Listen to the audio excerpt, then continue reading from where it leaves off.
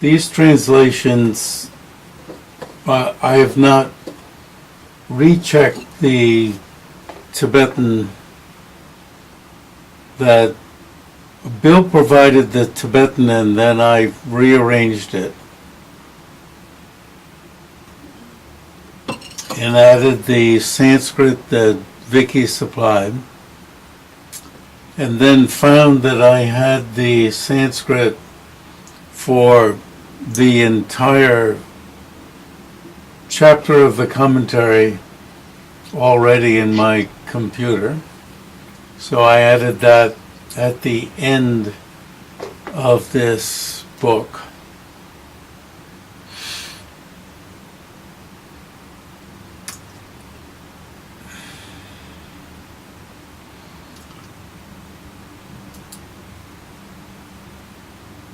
And then put the Tibetan and the Sanskrit.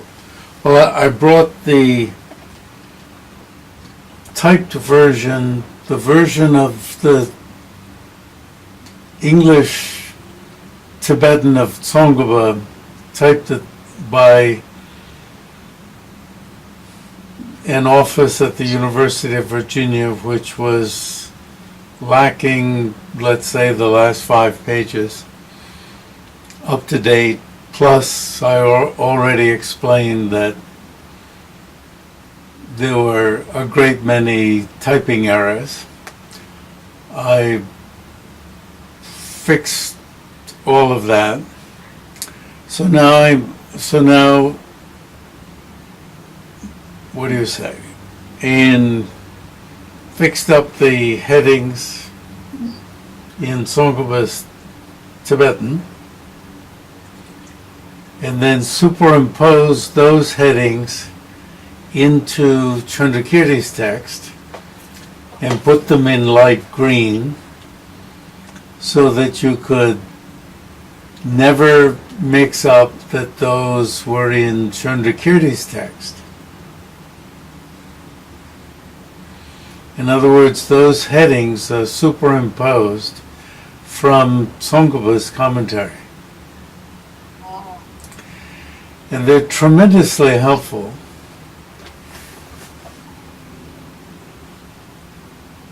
Sanskrit doesn't break down chapters.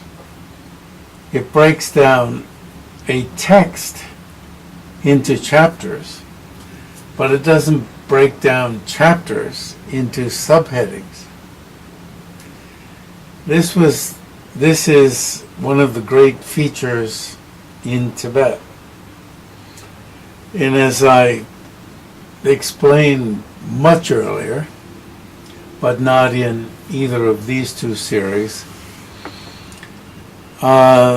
it's speculated, and I don't think it's just a speculation, by a Austrian or German scholar whose name escapes me, is Steinkellner. I don't think it's, frankly, my own opinion is it's not just a speculation. That it comes from the Korean scholar Wonchuk, who's known by his Chinese name Yuanzi. He came out of Korea and I don't know if he ever returned to Korea. And he, in writing a mammoth commentary on the Sutra Unraveling the Thought, the Sundar-Namochana Sutra in Chinese, broke it down very finely, like this sort of Tibetan commentary. But this is a very early commentary, and broke it down into many subheadings. And Steinkellner speculates that from from his doing this in Chinese, because I should have looked it up. I think it was the Tibetan king. I perhaps shouldn't take a guess and say it was Trisong Detsen, but I can look it up. Or one of the early kings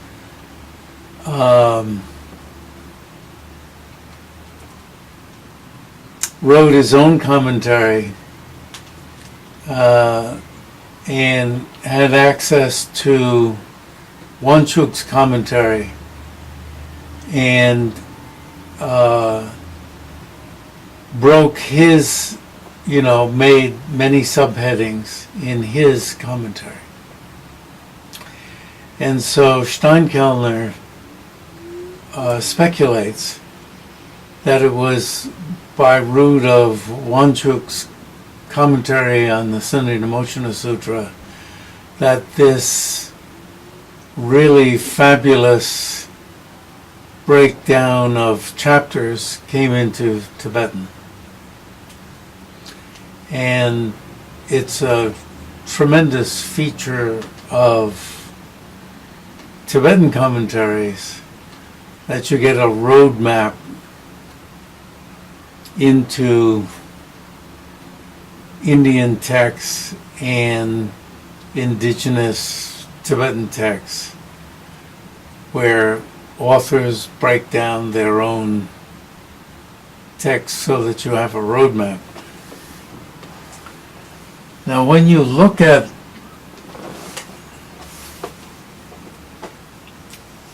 some of these breakdowns, you may at some point think the subheadings are getting in the way. And sometimes they're indispensable, and at other times they become almost absurdly picayune. And especially because they insist on, very sensibly in one way, insist on, if you start a breakdown, it has to have all the parts. And you get absurd parts, repetitions. Silly ones, in order to have symmetry. So often when I'm bringing these breakdowns even into Tsongkhapa's texts, you get a sub-commentary on Tsongkhapa's text, and they're really very helpful. I'll skip some of the ones that are there only for symmetry. I'll just bring them over in brackets, and I'll skip some of the symmetrical ones, just so that one doesn't get bothered by the symmetrical ones, the purely symmetrical. Because I'm not doing it for the sake of the fullness. I'm doing it just, if that's not the point. But of course, in this case, I'm putting them in green so you can ignore them. What I found this morning in looking at Chondrakirti's text, it's pretty hard, if you just want to read the English, to ignore the bulky Tibetan. But of course, it's very helpful to have the Tibetan there. But it's tremendously helpful to have the Tsongkhapa's breakdown of the subheadings. I found that I had to rearrange the English at one point to take account of the shift that was taking place within what I was calling a paragraph.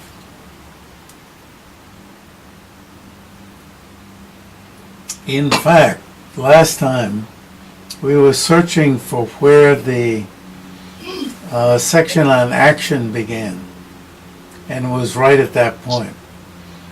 And of course there were many absurdities in the old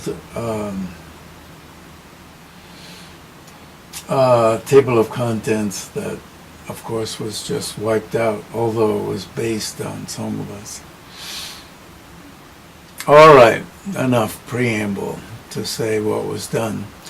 And what I'm also saying is that I have not gone over the Tibetan of Chandrakirti's commentary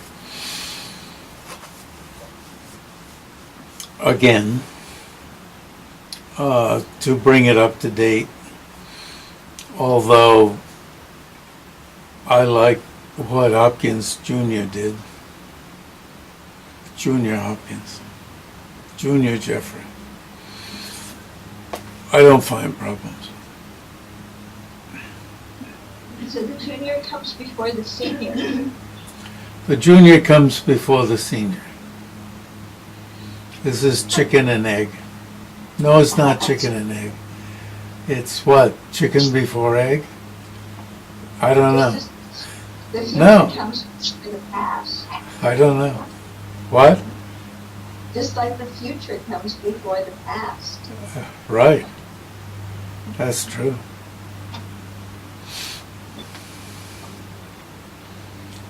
It has to. So, I've been changing. I thought some of the changes I had made didn't get to be everywhere. Almost all, if not all, of these questions are objections. So, anyway. So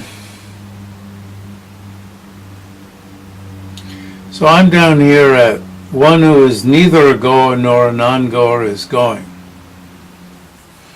So Chandrakirti just dispenses with that one. So Tsongkhapa calls the next section the specific refutation of a goer. So the objection, the person in the street, so to speak. Having watched the news conference yesterday, you could call the objection the reporter. The reporter says, a non-goer is not going, neither is one who is neither a goer nor a non-goer. However, just a goer is going. Stop talking nonsense. That also is not so. Why? Nagarjuna says, how would a goer is going be feasible when without a going, a goer is not feasible? Gandha tavad gachatiti. There's a space in Sanskrit. There are just two lines to a stanza. But as I've said before, there are 4 half lines. And I've seen some Sanskrit where they'll put a space between the 2 half lines. So I tried to do this with a space and a tab, which in the formatting sometimes works. And see, I should look at this in the format you have it. Sometimes it works and sometimes it doesn't. And this is one of the cases where it doesn't. Well, no, I'm looking at the wrong one now. Tried to see it in your version. Yeah, this is the one where it does. Gandha tavad gachatiti katam evopapadyate gamanena vina gandha yada nevopapadyate.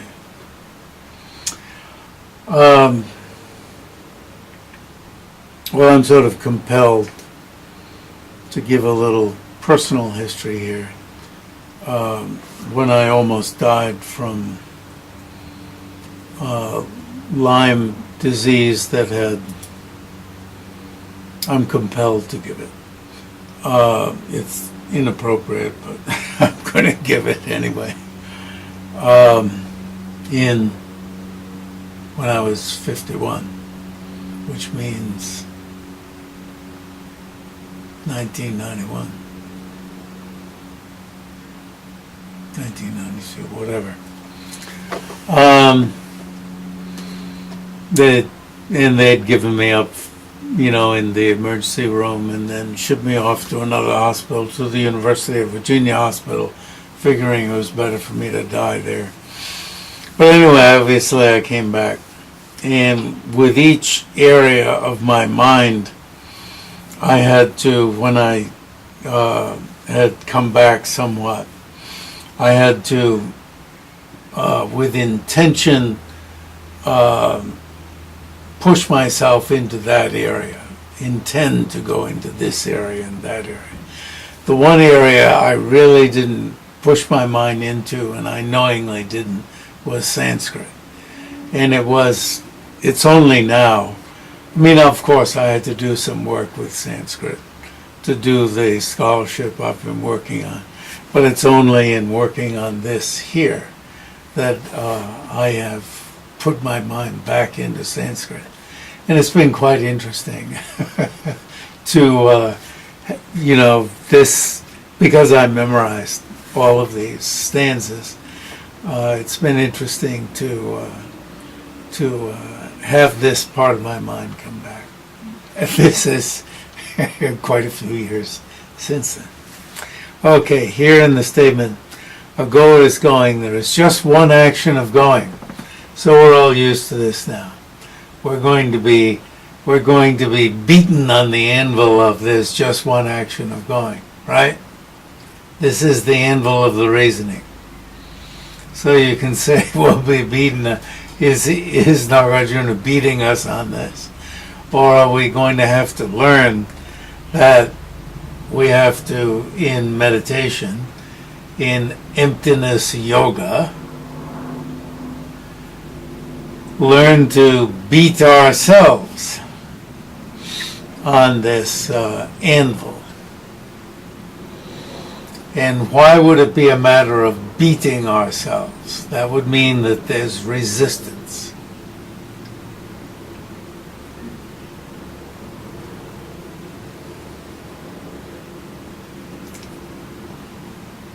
Or if you say, oh, I understand this. This is that shell game. I can play that shell game. And then, oh yeah, you just say, oh, there's only one, therefore there's only one. If you're going to use it for this, you can't use it for that. And yeah, okay, yeah. And then, okay, what's the next game? What's the next channel? So you see, that means it's not hitting our, and then, somebody comes in to this room, playing cymbals, or, you say, what the hell are you doing here? Why are you coming in here? You can't come in here. Or a cow walks into this room. How did a cow get here? That means, how did a cow come here?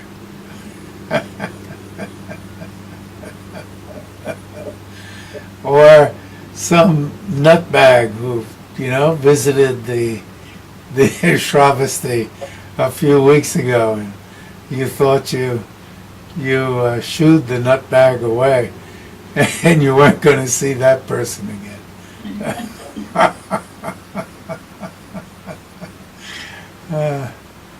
I don't know if we had a lot of nutbags, and you can imagine. I was in 63 to 68 and in New Jersey. Nutbags didn't have anywhere else to go. And you sit around, listen to them. Convince them this wasn't quite the right place to go at this time. We were never violent with anybody. But it might not be the right time. Anyway, so here you are back. You've come back. Come. As Tsongkhapa says, near the end of his commentary, there's no separate reasoning for coming, because from one point of view, this would be a going. From another point of view, it's a coming. So you don't need a separate reasoning. So in other words, the reasoning has to have a target, and the reasoning has to be able to hit the target. Work on the target.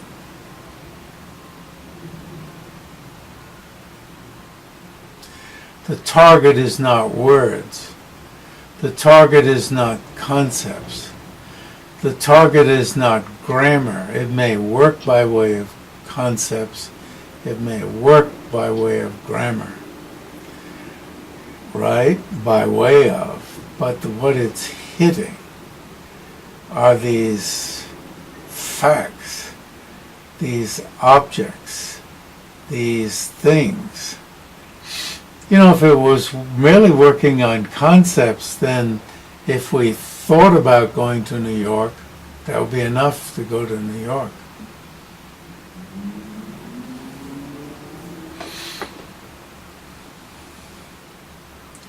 Or eating, or having gold.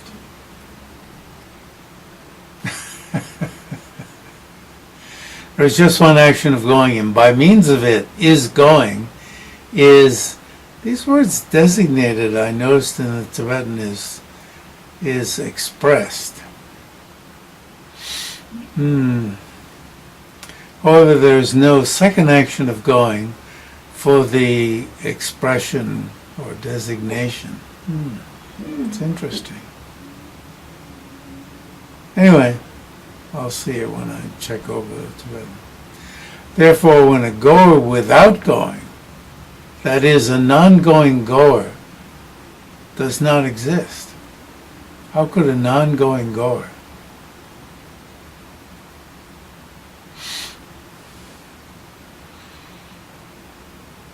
I wonder if there are any crazy people who get so they can't move because they think they're non-movers, non-goers.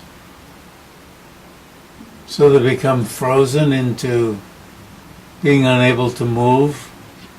Whereas this should make you more flexible so that you could go more easily.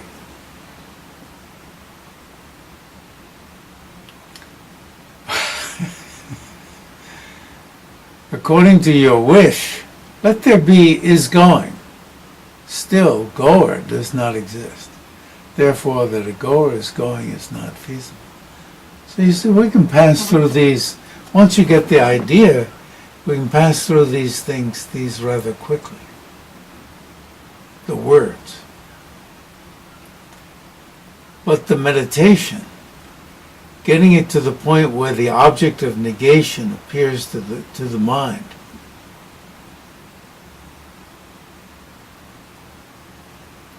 if the object of negation were the concept, that a goer goes and there's only one going, if it were the concept,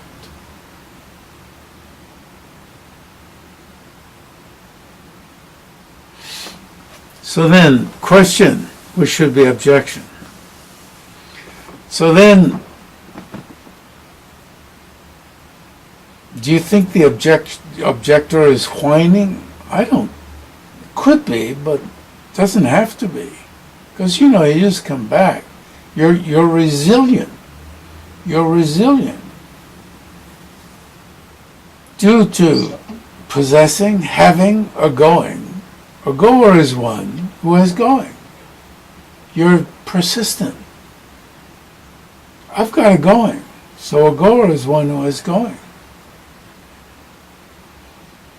So, Chandrakirti, who's Nagarjuna's stand-in, because there's no second action of going, the designation, the expression is going would not occur. Chandrakirti doesn't say over and over again Nagarjuna, but Hopkins adds that in to make it easier to read. Junior adds that in. For one whose position is that a goer is going, it follows. There is a goer without going, due to asserting a goer's going. Pretty cool. Paksho ganta gachatiti yasya tasya prasajyate gamanena vina ganta gantur gamanam icchata.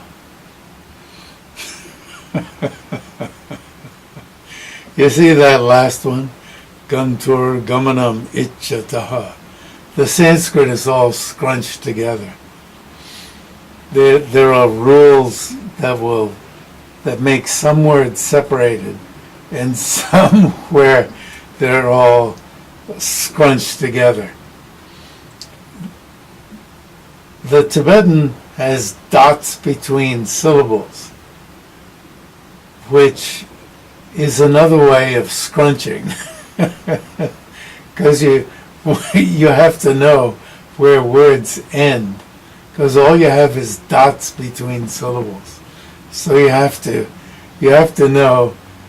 I call it the science of the dots. You have to know what can happen at a dot. It could just be a dot between a syllable, or it could be between a dot and a case ending, which is like a postposition. It could be after. It could be a dot between words.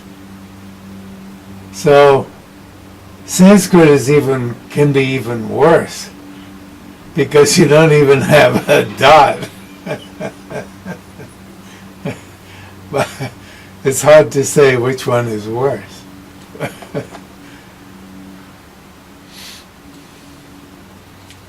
So as you'll see, there's some track changes in your, there's some track changes left. I have some more track changes in my document. Whoever asserts a goer's going, I guess this is from this morning, my track changes. One who asserts a goer is going is a proponent whose position is that just due to having or possessing an action of going, there is a goer. Okay. For him, well, it would be better to say for that proponent. It's that in some places, when Chandrakirti introduces Devadatta, it's all right to say for him. Due to the designation of a goer who possesses the going, it would mean that a goer without going is going. It's nice of Chandrakirti to spell this out, as long as you don't think he's saying anything new. Since there's no second action of going. Hence, that a goer is going is not feasible.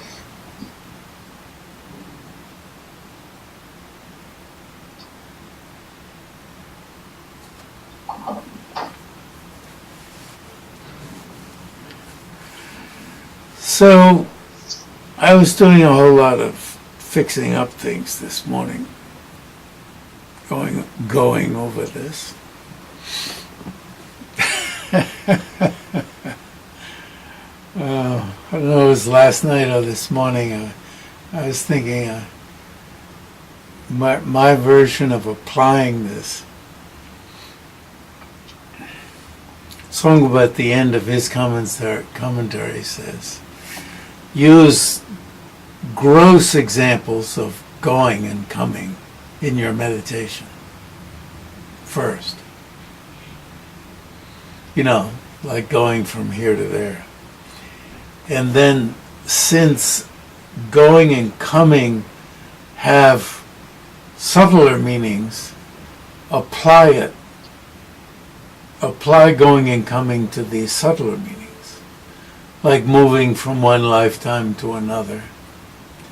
And then in the quotations, there's an example of a face in a mirror. The image moving to the mirror, moving. So I was, sometimes I'd beat myself or think, oh, I have so much to go over.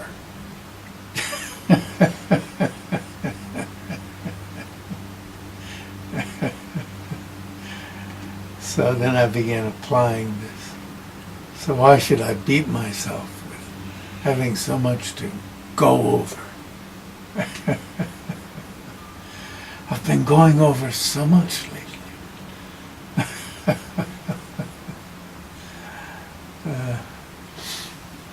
I try to work on three different projects every day.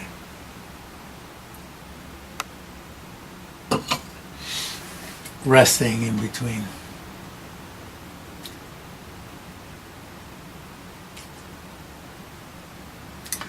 So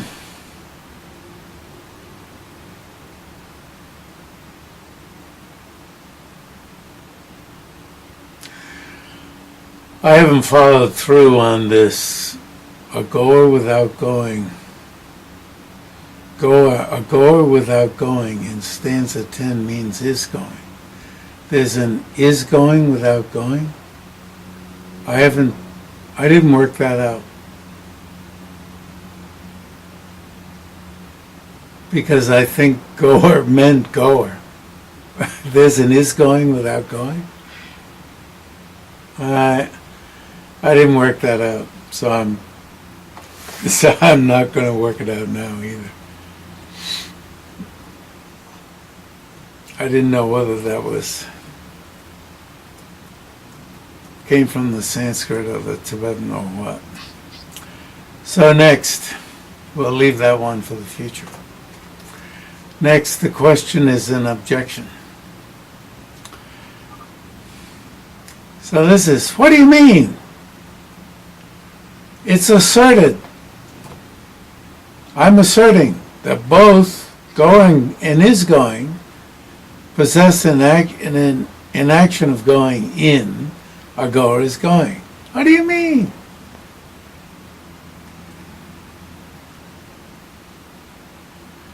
It's like, what time is it? Oh shit. It's 25 minutes to go. Oh, don't I have something to do? Isn't there? Let me check my calendar. You sort of, how can I get out of this?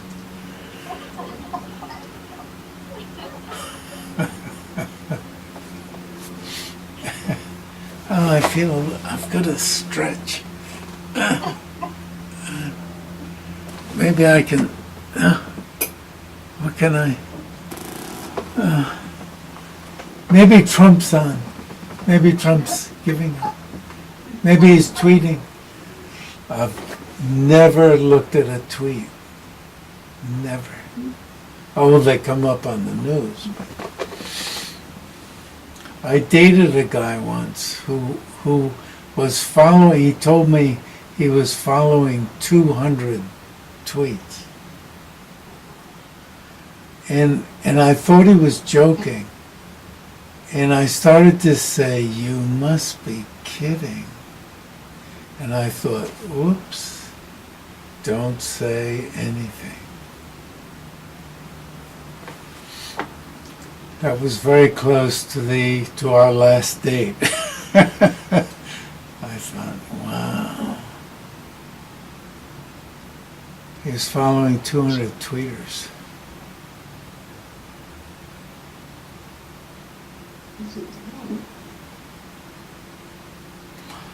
I bet I do something like that. I'll have to think about it. Must be something.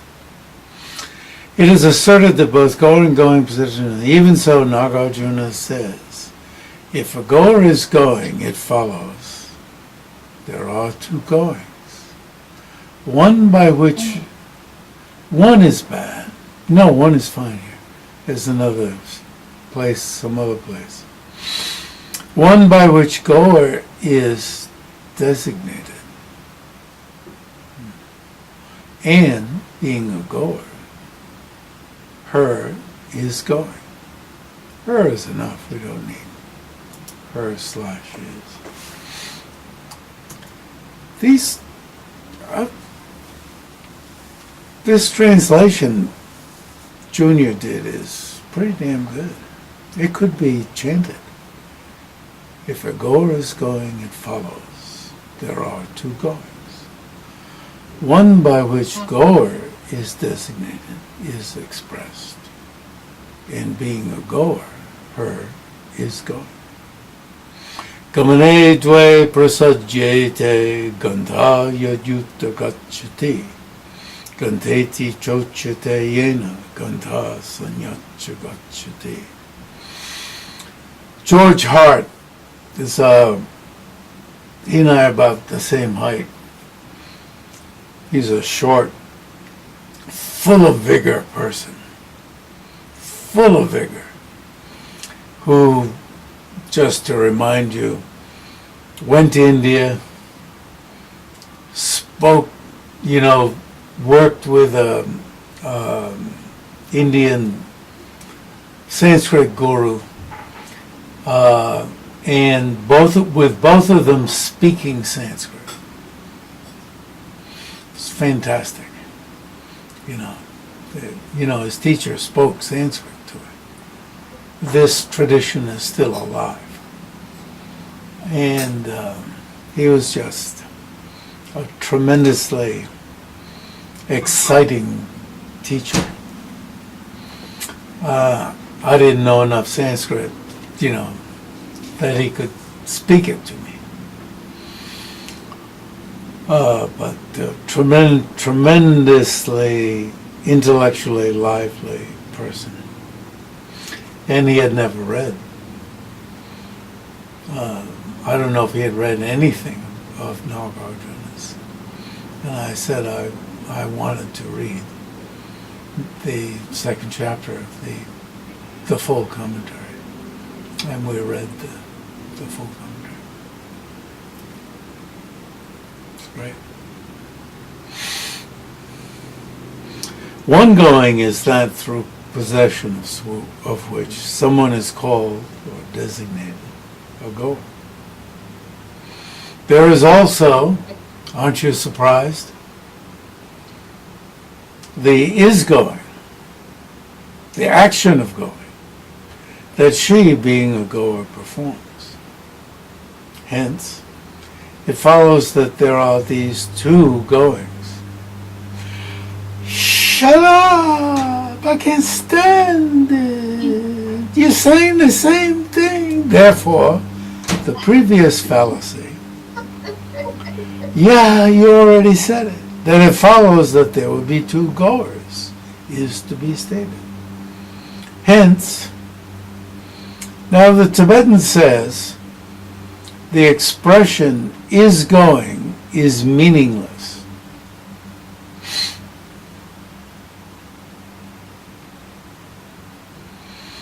And probably Tsongkhapa is saying, is not capable of bearing analysis. Chandrakirti, I just crossed out the Tsongkhapa. I think if you check the Tsongkhapa one, that's probably what he says, otherwise I wouldn't have put it in. The expression is going is meaningless. He's hitting on ultimate analysis.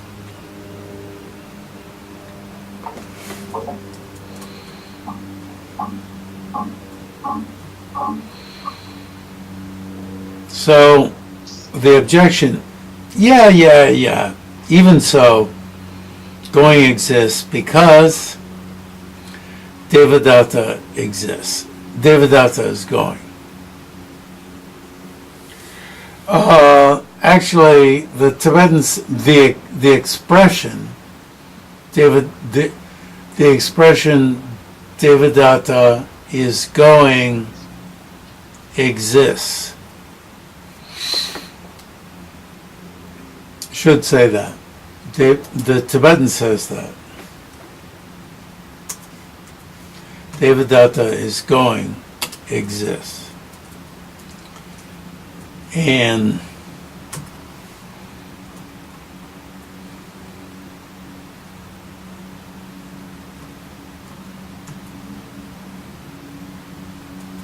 I'll have to look at the Sanskrit to see. But we have only one version of the Sanskrit, that having the Sanskrit, there were multiple editions of the Sanskrit, and I don't know if we have any more than one nowadays. Jeffrey, I sent you one the other day. Yeah, and I've got two. It is not so, because the analysis of whether a goer is going, a non-goer is going, or one who is neither going just refers to Devadatta.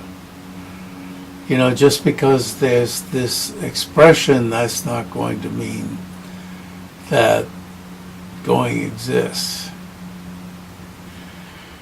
Going exists. Now, come on. You can begin going. That's the person's hanging in there, because he says, I can get up from this seat. I can walk away.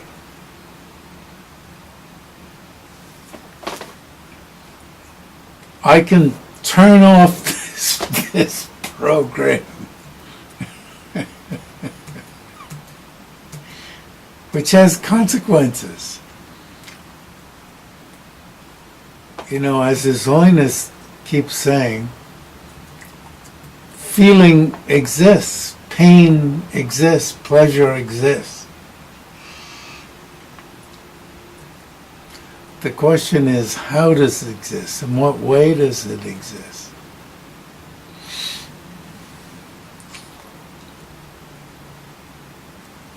Devadatta begins to go through abandoning, giving up, standing still.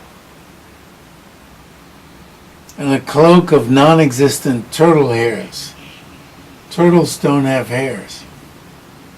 Have they found a turtle that's got hair? You would think you could make a turtle nowadays that has hairs.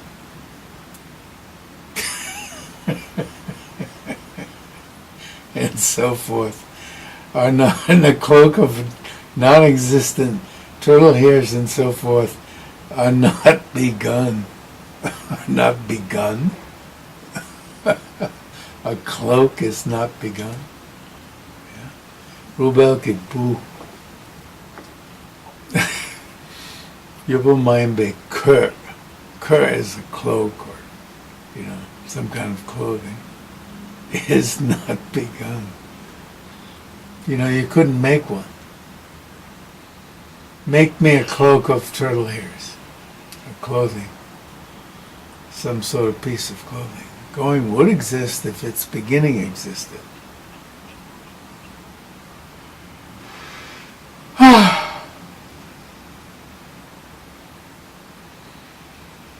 Now, nothing here says, for Nāgārjuna says.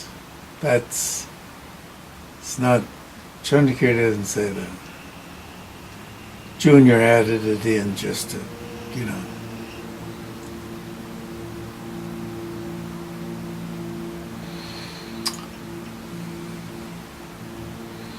So the Tibetan says, Song la droa zome de, ma song alang dro zome, gom la zomba yomena, Kangdu Droa Zomba Che. Gate Narabyate Gantum, Gantum Narabyate Gate. Narabyate Gamyamane, Gantum Narabyate Kuha.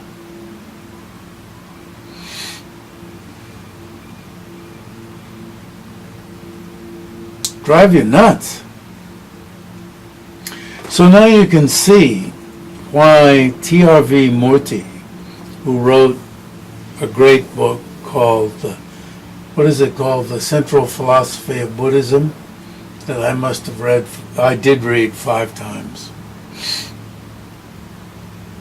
He was at Harvard teaching a course on, I don't know, Indian philosophy that I audited in my last semester there, and I don't know, a year maybe. He was quite an imposing figure. Imposing, what do you say? He was both gentle and the content of, it was on the, I want to say 5 schools, but maybe 6. And I was visiting at the monastery in New Jersey, so maybe it was the spring semester only. And I visited 2 or 3 times, come back, and he, in his book, Central Philosophy of Buddhism, he speaks of Nagarjuna going on with these reasonings ad nauseam, to the point of nausea.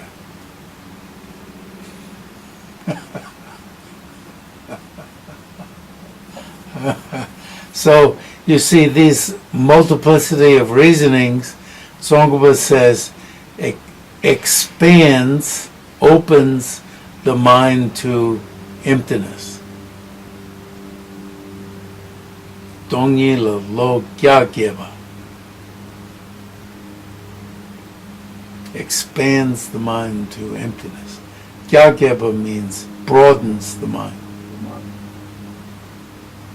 Whereas, you know, this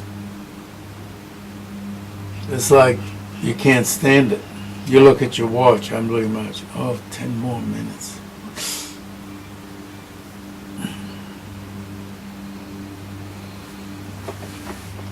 If a beginning of going existed, if it did exist, going would be begun on the path already gone over.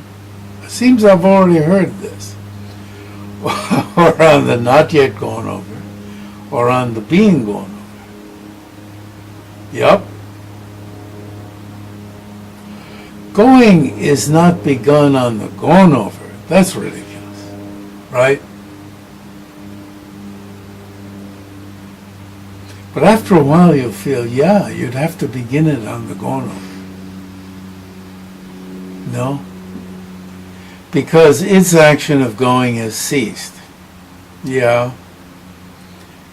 It's really great how Chandrakirti takes the time to spell it out. And if you sit with it, yeah, it's like, if going were begun there, it would not be the gone over. Yeah. Because the past and the present are mutually exclusive.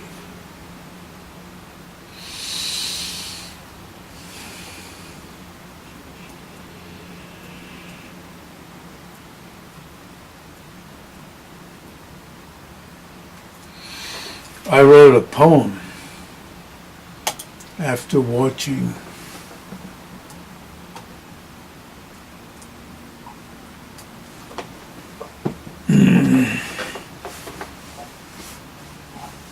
what's his name's what's that play? Shakespeare? 4-hour Shakespeare in New York. Watched it alone during the day, afternoon. The one who kills his father. The most Hamlet.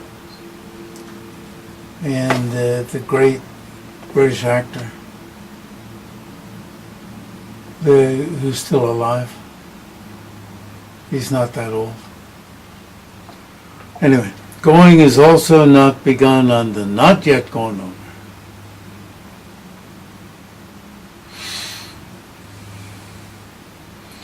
Because the future and the present are mutually exclusive.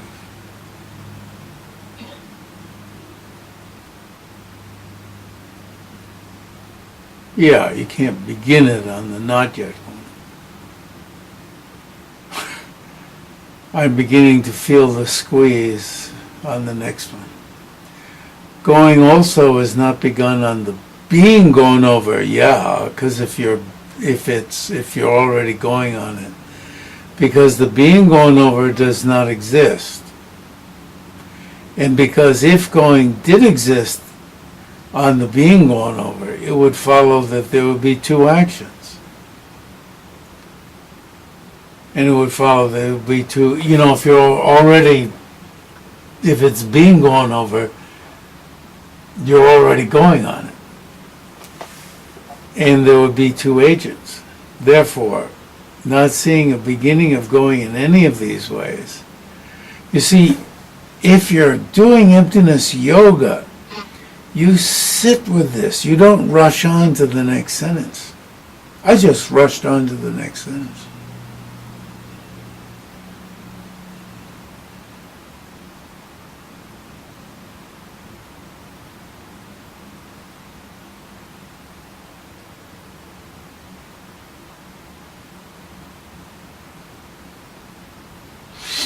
Therefore, not seeing a beginning of going in any of these ways,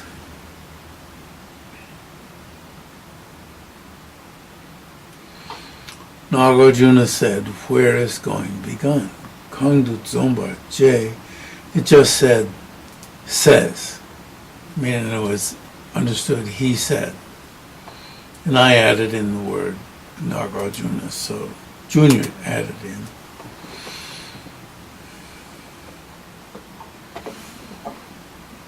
To give straight instructions.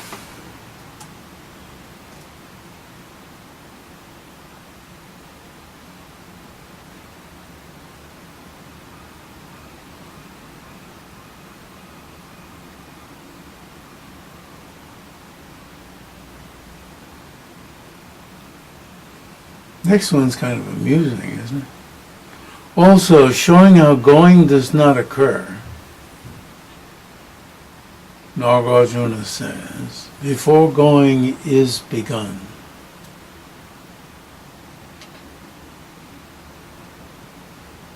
There is no being gone over and no gone over where going would be begun. How could going beyond the not yet gone over?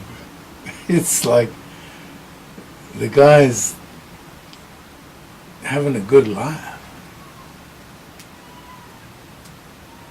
The humor. The purvam gamanarambad gamyamanam navagatam yatra rabyeta gamanam agate gamanam kuta droa zombe narona kangdu zomba kangdu droa zomgyowa Gomba Meching Soame Masong Droa Halayu. When His Holiness was teaching this chapter, we had a piss break. And so this teaching was solely for scholars. And we went outside the private office, and that area between the private office and the temple, but we were more on this side toward the private office. And one of the scholars began reciting from memory some of these stanzas. And I thought he was reciting this for me, because I had published the translation.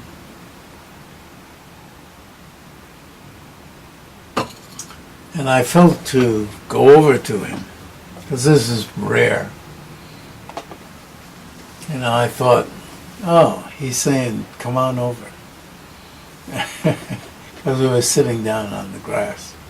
You know, this largish group, must be 100? I don't know. I didn't go over.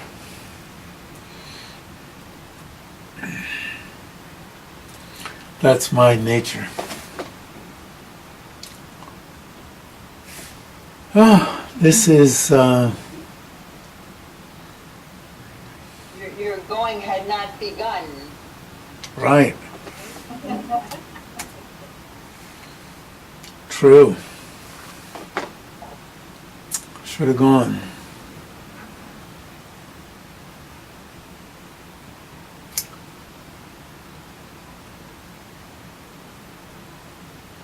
So this is an objection again. Even if,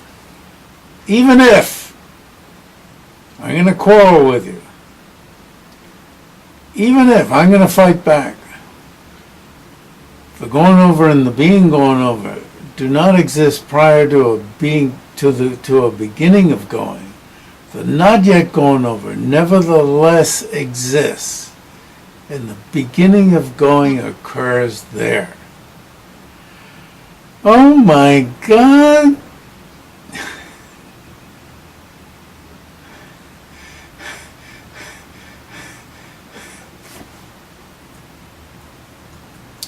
Give me a break.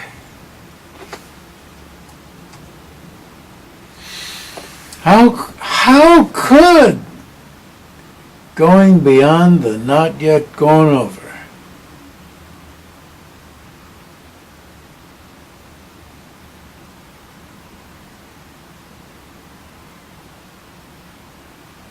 why is that in quotes?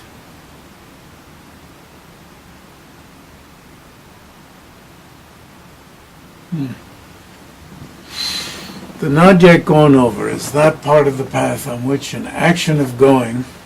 Oh, we're at 10.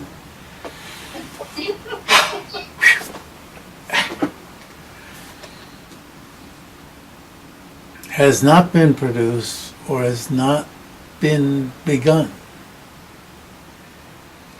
The position that the beginning of going occurs on the not yet gone over is senseless, meaningless.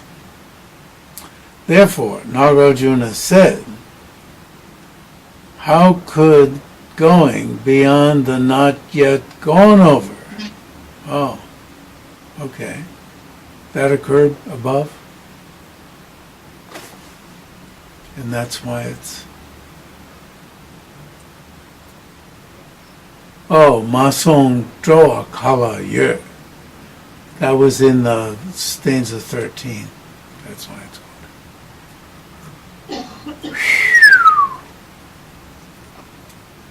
Wow. It takes a hero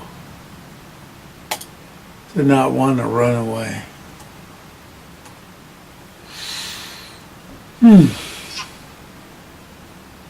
So, we are up to B, refuting the existence of the paths, the location of going. Didn't we already do this?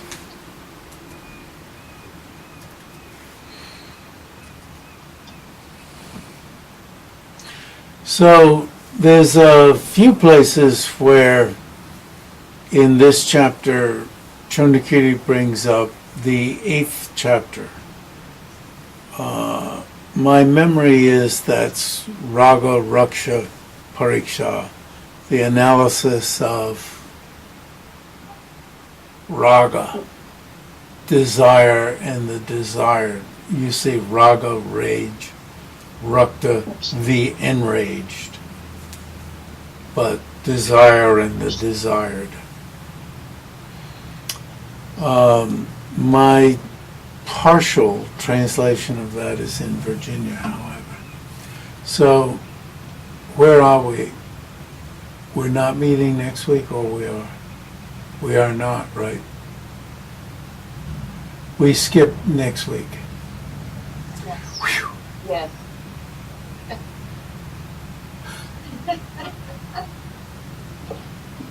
We can fill our minds with distraction. Yeah. Yeah. Week after next. Bye.